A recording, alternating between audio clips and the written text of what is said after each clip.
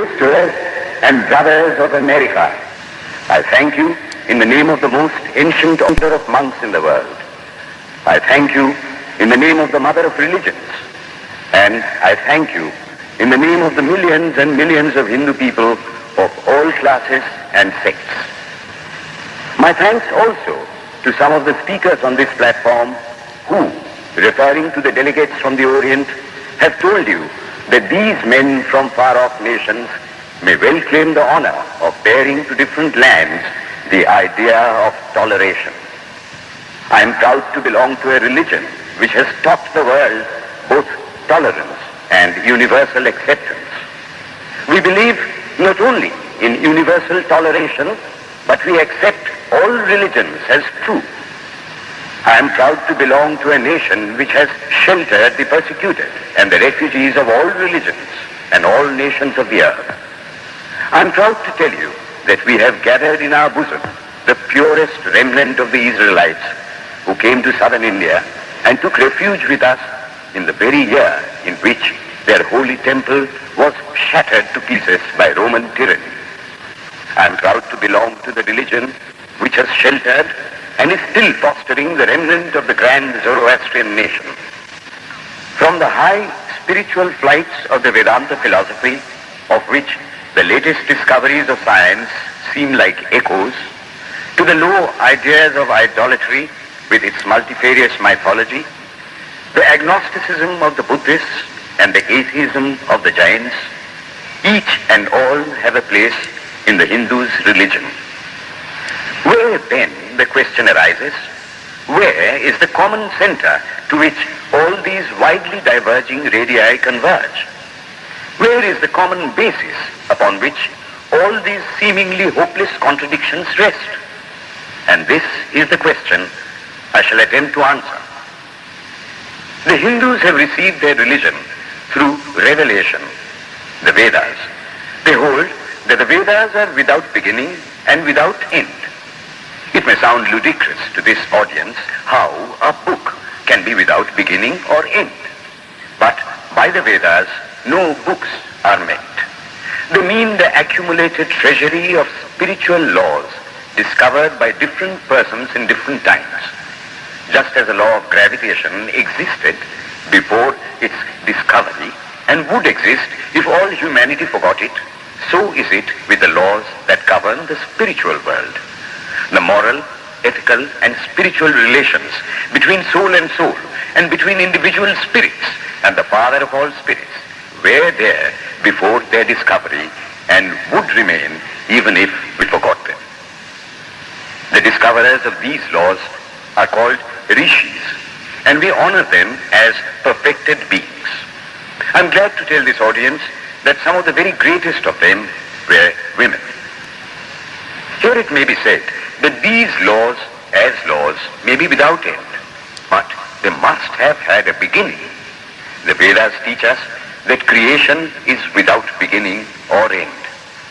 Science is said to have proved that the sum total of cosmic energy is always the same. Then, if there was a time when nothing existed, where was all this manifested energy? Some say it was in a potential form in God.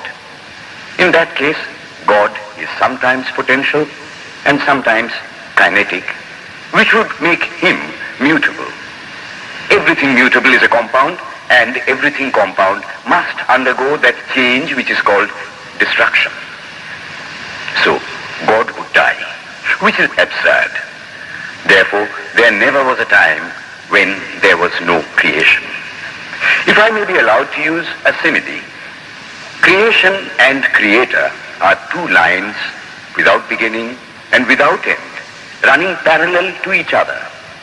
God is the ever-active providence by whose power systems after systems are being evolved out of chaos, made to run for a time and again destroyed. This is what the Brahmin boy repeats every day. The sun and the moon the Lord created like the suns and moons of previous cycles. And this agrees with modern science. Here I stand, and if I shut my eyes and try to conceive my existence, I What is the idea before me? The idea of a body. Am I then nothing but a combination of material substances? The Vedas declare, no. I am a spirit living in a body. I am not the body. The body will die, but I shall not die. Here am I in this body. It will fall, but I shall go on living. I had also a past. The soul was not created, for creation means a combination, which means a certain future dissolution. If then the soul was created, it must die. Some are born happy, enjoy perfect health with beautiful body, mental vigor, and all wants supplied. Others are born miserable. Some are without hands or feet. Others again are idiots and only drag on a wretched existence. Why, if they are all created, why does a just and merciful God create one happy and another unhappy? Why is he so partial? Nor would it matter in the least to hold that those who are miserable in this life will be happy in a future one. Why should a man be miserable even here in the reign of a just and merciful God? In the second place, the idea of a creator God does not explain the anomaly, but simply expresses the cruel fiat of an all-powerful being. There must have been causes then, before his birth, to make a man miserable, and those were his past actions. Are not all the tendencies of the mind and the body accounted for by inherited aptitude? Here are two parallel lines of existence, one of the mind, the other of matter. If matter and its transformations answer for all that we have, there is no necessity for supposing the existence of a soul.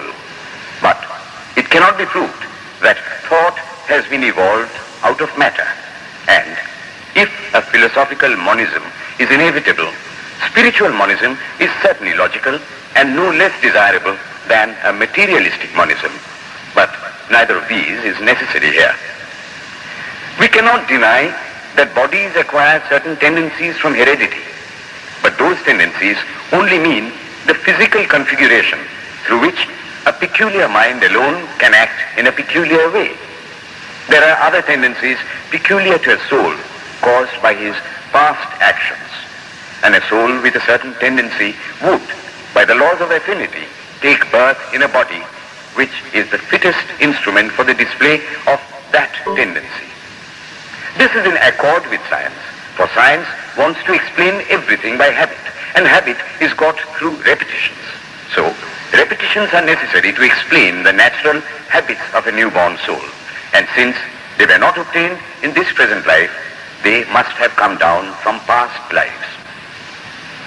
There is another suggestion. Taking all these for granted, how is it that I do not remember anything of my past life? This can be easily explained. I am now speaking in English. It is not my mother tongue. In fact, no words of my mother tongue are now present in my consciousness. But let me try to bring them up. And they rush in. That shows that consciousness is only the surface of the mental ocean, and within its depths are stored up all our experiences. Try and struggle. They would come up, and you would be conscious even of your past life. This is direct and demonstrative evidence.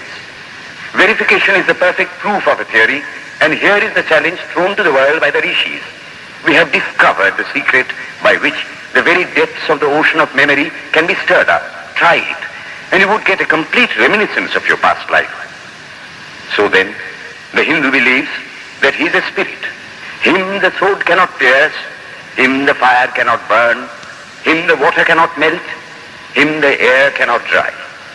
The Hindu believes that every soul is a circle whose circumference is nowhere, but whose center is located in the body, and that death means the change of the center from body to body. Nor is the soul bound by the conditions of matter. In its very essence, it is free, unbounded, holy, pure, and perfect. But somehow or other, it finds itself tied down to matter and thinks of itself as matter.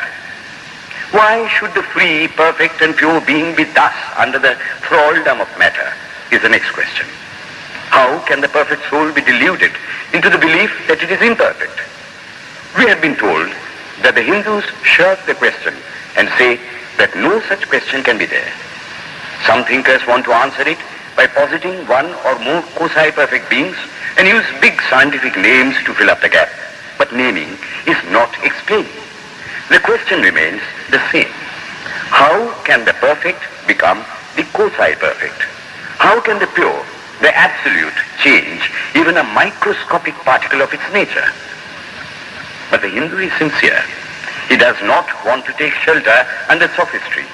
He is brave enough to face the question in a manly fashion, and his answer is, I do not know. I do not know how the perfect being, the soul, came to think of itself as imperfect, as joined to and conditioned by matter. But the fact is a fact for all that. It is a fact in everybody's consciousness that one thinks of oneself as the body. The Hindu does not attempt to explain why one thinks one is the body. The answer that it is the will of God is no explanation. This is nothing more than what the Hindu says. I do not know. Well then, the human soul is eternal and immortal, perfect and infinite, and death means only a change of center from one body to another. The present is determined by our past actions, and the future by the present. The soul will go on evolving up or reverting back from birth to birth and death to death. But here is another question. Is man a tiny boat in a tempest, raised one moment on the foamy crest of a billow and dashed down into a yawning chasm the next, rolling to and fro at the mercy of good and bad actions, a powerless, helpless wreck in an ever-raging, ever-rushing, uncompromising current of cause and effect, a little moth placed under the wheel of causation, which rolls on, crushing everything in its way, and waits not for the widow's tears or the orphan's cry? The heart sinks at the idea. Yet, this is the law of nature. Is there no hope? Is there no escape? Was the cry that went up from the bottom of the heart of despair. It reached the throne of mercy, and words of hope and consolation came down and inspired a Vedic sage, and he stood up before the world and in trumpet voice proclaimed the glad tidings. Hear ye, children of immortal bliss, even ye that reside in higher spheres. I have found the ancient one who is beyond all darkness, all delusion. Knowing him alone, you shall be saved from death over again. Children of immortal bliss. What a sweet, what a hopeful name. Allow me to call you, brethren, by that sweet name, heirs of immortal bliss. Yea, the Hindu refuses to call you sinners. We are the children of God, the sharers of immortal bliss, holy and perfect beings. Ye divinities on earth, sinners, it is a sin to call a man so. It is standing libel on human nature. Come up, O lions, and shake off the delusion that you are sheep. You are souls immortal, spirits free, blessed and eternal. Ye are not matter, ye are not bodies. Matter is your servant, not you the servant of matter. Thus it is that the Vedas proclaim not a dreadful combination of unforgiving laws, not an endless prison of cause and effect, but that at the head of all these laws, in and through every particle of matter and force, stands one, by whose command the wind blows, the fire burns, the clouds rain, and death stalks upon the earth. And what is his nature? He is everywhere, the pure and formless one, the almighty and the all-merciful. Thou art our Father, thou art our Mother, thou art our beloved friend, thou art the source of all strength. Give us strength. Thou art he that beareth the burdens of the universe. Help me bear the little burden of this life. Thus sang the rishis of the Vedas. And how to worship him? Through love. He is to be worshipped as the one beloved, dearer than everything in this and the next life. This is the doctrine of love declared in the Vedas, and let us see how it is fully developed and taught by Krishna, whom the Hindus believe to have been God incarnate on earth. He taught that a man ought to live in this world like a lotus leaf, which grows in water, but is never moistened by water. So a man ought to live in the world, his heart to God and his hands to work.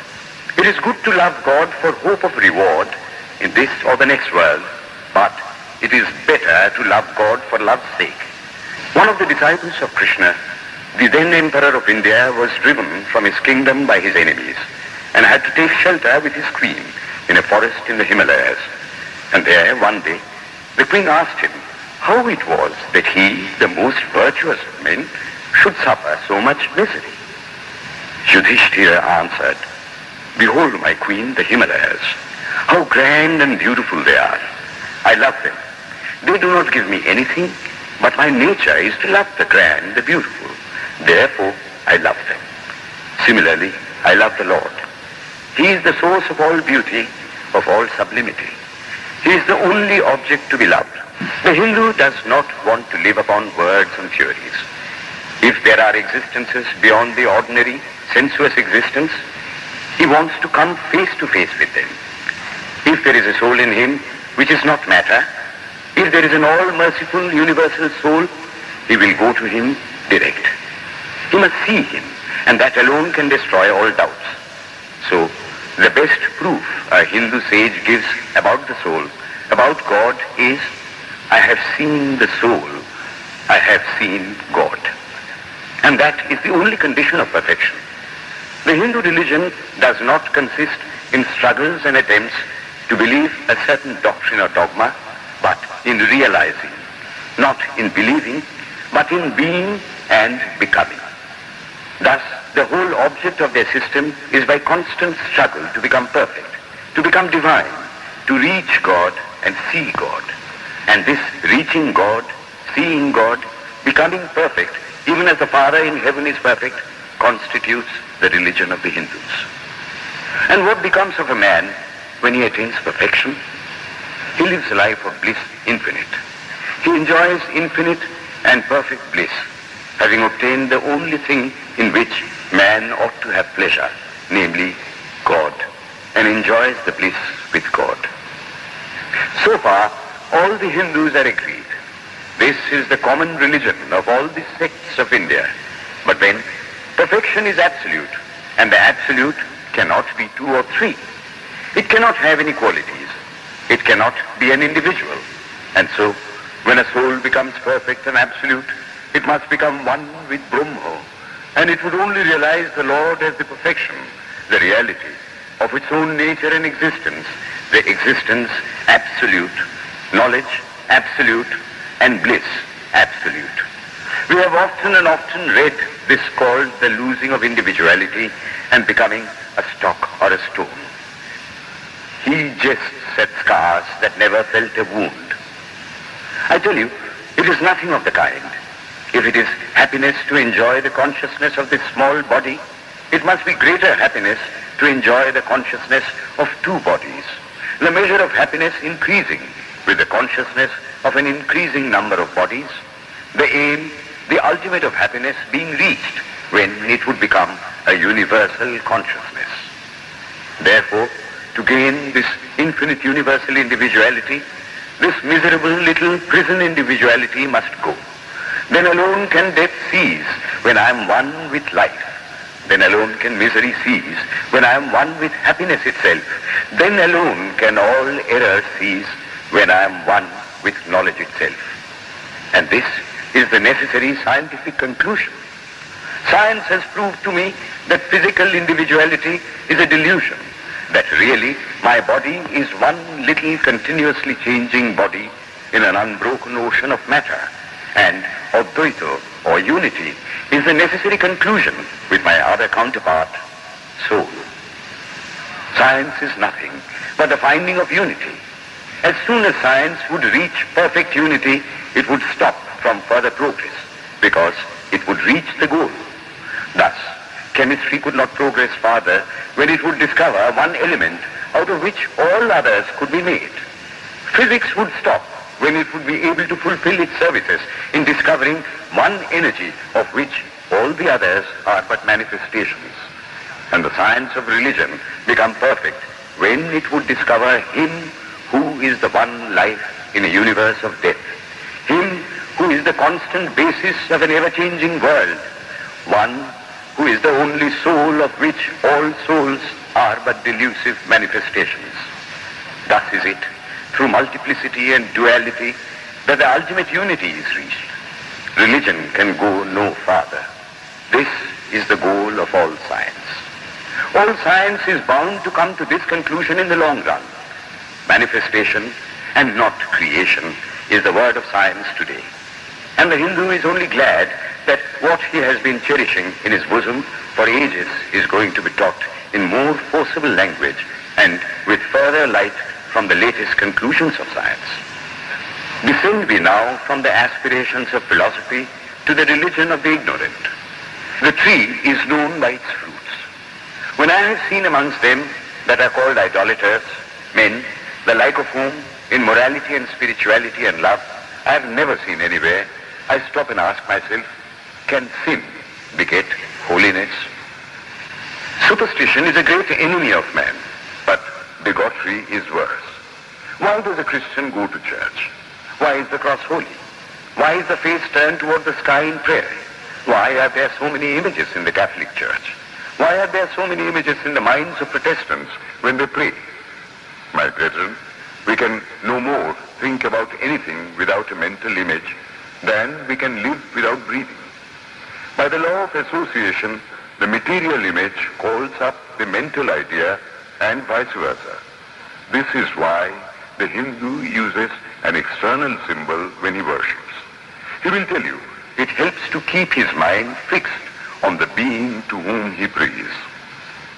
After all, how much does omnipresence mean to almost the whole world? It stands merely as a word, a symbol. Has God superficial area? If not, when we repeat that word omnipresent, we think of the extended sky or of space. That is all. If a man can realize his divine nature with the help of an image, would it be right to call that a sin? Nor, even when he has passed that stage, should he call it an error.